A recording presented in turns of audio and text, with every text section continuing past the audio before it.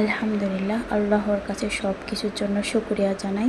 আসসালামু আলাইকুম। আশা করি আপনারা সবাই ভালো আছেন। আলহামদুলিল্লাহ, আমি খুব ভালো আছি। তো আমি পাঙ্গাস মাছ রান্না করব। এখন যে মুরগির দাম, বাজারে যদি মুরগি কিনতে যাই, মুরগির দোকানের এত অবস্থা, কিনতে ইচ্ছা করে না, এত দাম বেড়ে গেছে। সেজন্য ভাবতেছি কয়দিন মাছেই খাবো। তো মাছ আনছিলাম একটা পাঙ্গাস মাছ, ওখান থেকে অর্ধেক নিয়ে আমি ধুয়ে পরিষ্কার করে নিয়েছি ভালো করে। একটু সয়া সস দিয়ে, একটু হলুদের গুঁড়া, জিরার গুঁড়া, মরিচের গুঁড়া দিয়ে, লবণ দিয়ে ভালো করে মেখে আমি কতক্ষণ রেস্টে রাখছিলাম। তো কড়াইটা বসাই দিয়ে তেল দিয়ে দিচ্ছি আমি কড়াইতে। তেল দিয়ে এগুলা মাছগুলো একটা একটা সুন্দর করে দিয়ে দিচ্ছি। তো এগুলা দিয়ে আমি সুন্দর করে একটু উল্টায় পাল্টায় নিব, বেশিক্ষণ রাখবো না। একটু উল্টায় পাল্টায় নেওয়ার পরে আমি একটা একটা করে তুলে নিব।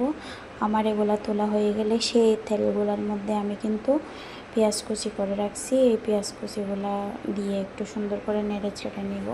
তো এগুলো আমার ভালো করে নাড়াচাড়া হয়ে গেলে আমি টমেটো কুচি করে রাখছিলাম একটা, সেটা দিয়েও ভালো করে আমি একটু নেড়ে ছেড়ে নিব। আবার দুইটা এমনিতেই টমেটো কেটে রাখছি, এগুলো পরে দিলে জানি কেমন লাগবে, সেজন্য আমি এখন আগের থেকে দিয়ে ভালো করে নেড়ে ছেড়ে নিব। তো এখানে আমি পরিমাণ মতো সব কিছু একটা একটা দিয়ে দিব এখন।